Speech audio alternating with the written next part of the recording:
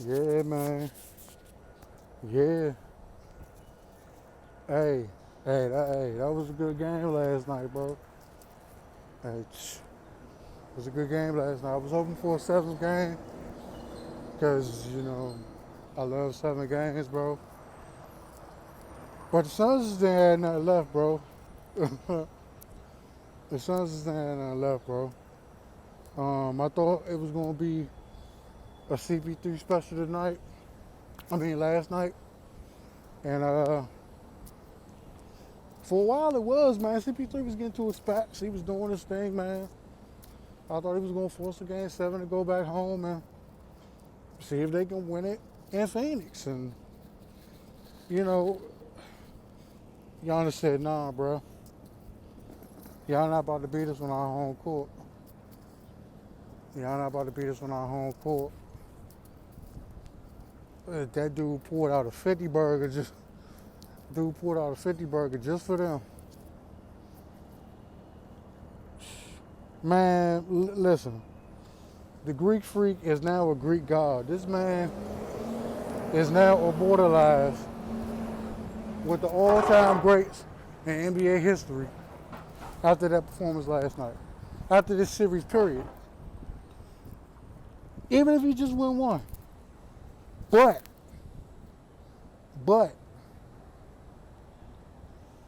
he could possibly win multiple championships. Now, whether that happens in Milwaukee or whether that happens somewhere else later on down the line, we don't know. All I know is that the dude's 26, 27 years old, something like that.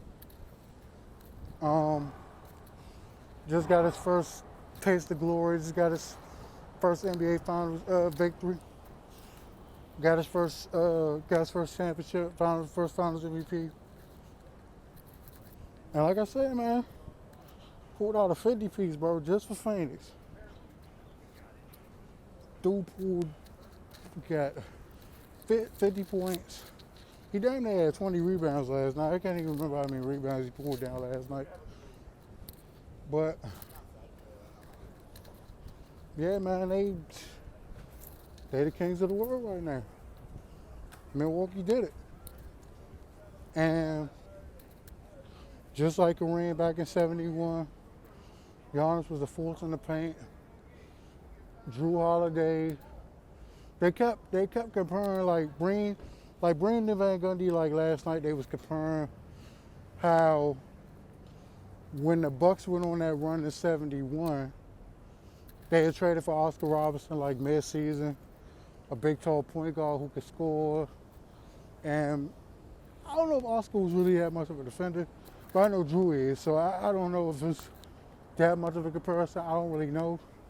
I never really heard people talk about Oscar Robertson like as a great lockdown defender, but I know Drew is a good two-way player. Now, and that dude probably done built a second house made out of bricks. You know what I'm saying?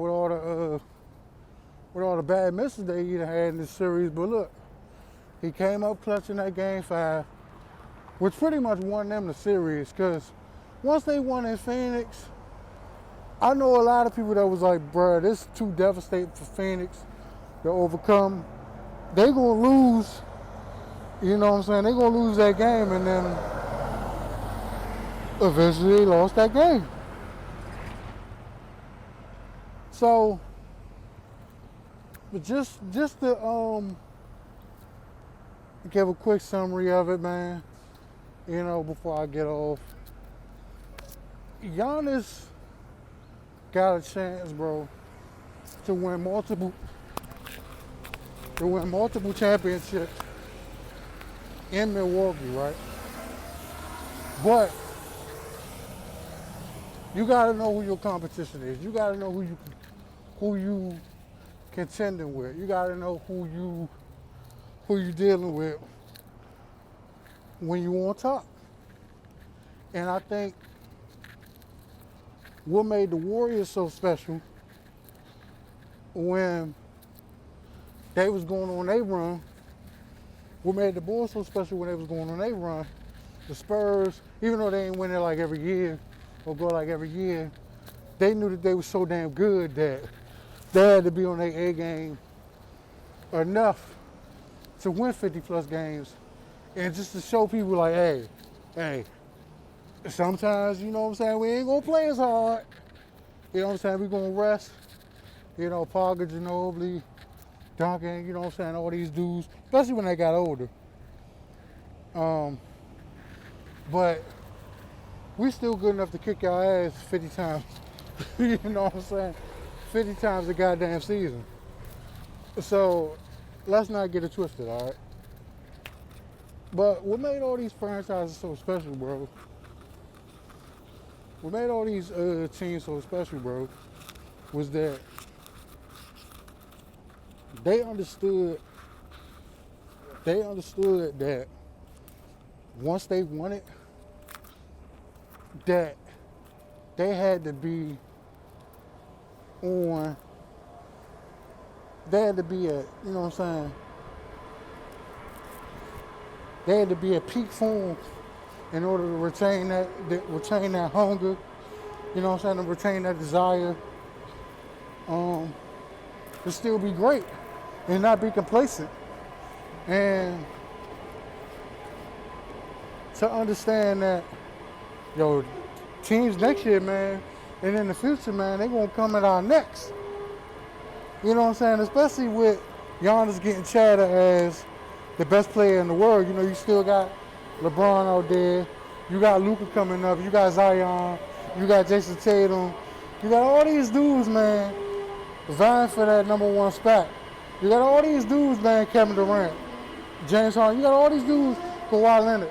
All these dudes, man, contending for that, not only the number one spot in the league as the guy that can lead their team to a championship and another Finals MVP, but you got dudes still competing for that number one spot as the best player on the planet. And the one thing that I don't want to see Milwaukee do, and I'm sure they won't, because they're not stupid.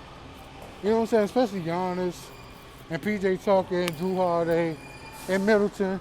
Even though, you know what I'm saying, sometimes she can be inconsistent, is that I don't ever think that they'll shortchange themselves and be like, oh well,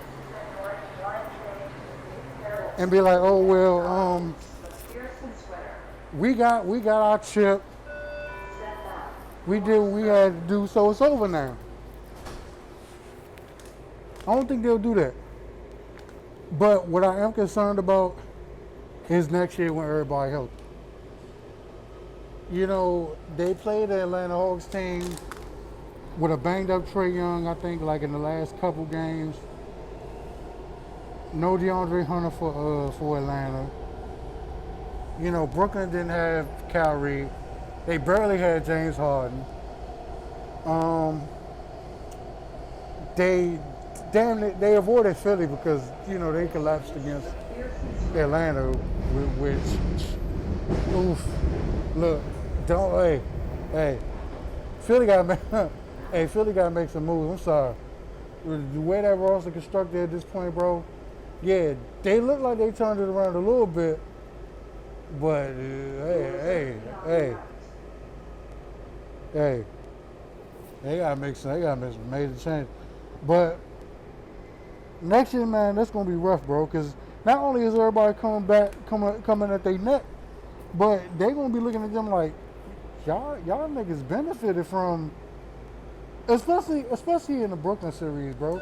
Because if Harden was at least somewhat semi-healthy, and maybe Kyrie played, I'll say if Harden was semi-healthy throughout that series, and he played all 6 games, do they still beat Brooklyn? Maybe, but I think they make it a lot tougher on them than they even did in the 6-game series that they ended up playing. You know, what does Toronto come back and look like? You know what I'm saying? What does Miami come back and look like? You know, what the Knicks do to build off their impressive season? You know what I'm saying? What do Atlanta do? Because they played them in a tough 6 games. And like I said, Trey was probably horrible for like the last couple games that they played. So, I've been saying this, even before the Bucks won the championship. And I'm not trying to take nothing away from Giannis. I ain't trying to take nothing away from Milwaukee, because it was their time, bro.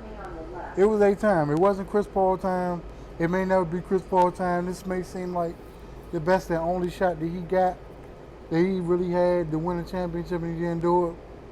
Devin Booker still got time, but who knows, bro? He can go another 10 years.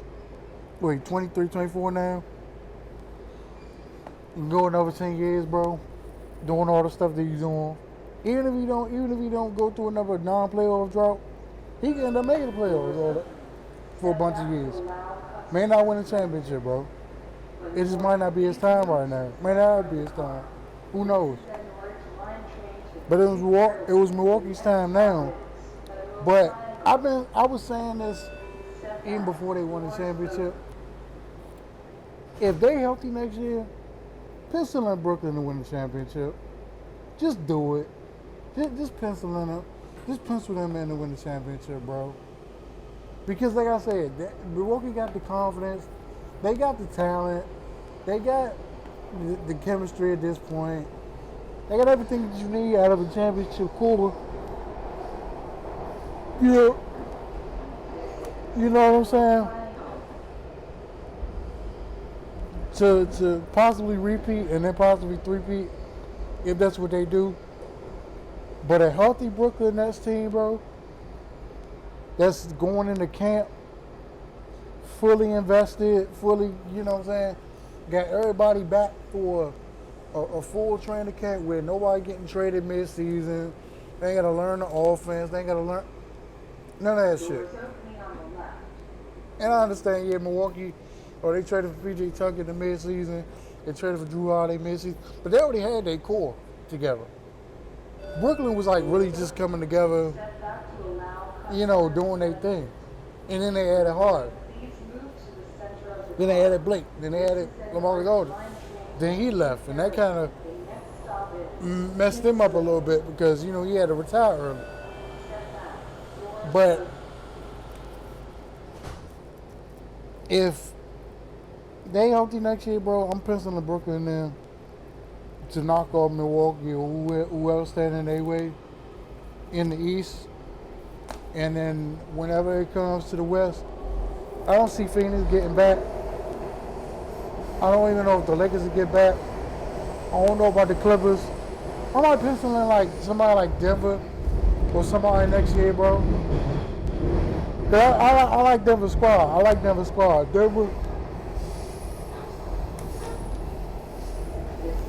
Denver might be due for one. But in terms of the Eastern Conference, I got a healthy Brooklyn Nets beating whoever they play in the playoffs next year, bro. That's just me. Congratulations to Milwaukee, bro.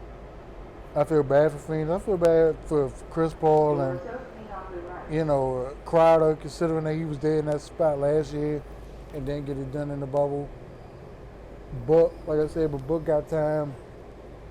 And like I said, they all got time. Their youngest, Cam Johnson. They all got time. CP3 the one I really feel bad for the most, bro, because that might have been his shot. That might have been his shot, and he was up 2-0, and he didn't close. They had a chance to close Game 5, come back, and if they lost Game 6, go back home for Game 7 guaranteed, and possibly try to win in front of their home fans, but they didn't do it.